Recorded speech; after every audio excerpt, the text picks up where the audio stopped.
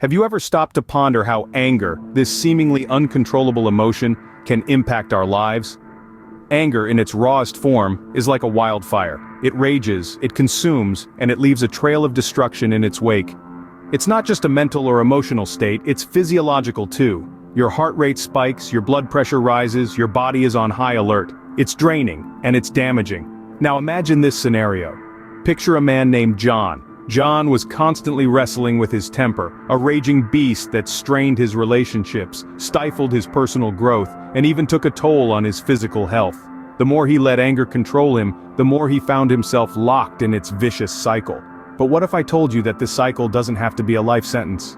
John found himself in a cycle of anger, but as we'll see, it's a cycle that can be broken. John's life began to change when he chose to confront his anger. It was like setting foot on a new path, one that led him to the depths of his heart and mind. This journey was not about running away from his anger, but instead embracing it, understanding it, and then transforming it. John realized that anger was not a monster, but rather a messenger. It was a manifestation of his unmet needs, his fears, his insecurities. He learned to listen to this messenger, to comprehend the messages hidden beneath the fiery surface. This self-discovery opened the gates to empathy. He started to see his anger not as an enemy, but as a part of himself that needed understanding and compassion. He began to treat himself with kindness, to forgive himself for his past mistakes. In doing so, John discovered that his anger began to dissipate, replaced by a deep sense of understanding. He became more patient, more forgiving, not just with himself but with others as well. His relationships flourished, his mindset transformed. He was no longer a prisoner of his anger but a beacon of compassion and understanding. The transformation was not an overnight miracle. It was a journey, a process that required patience, understanding, and forgiveness. But it was a journey worth taking.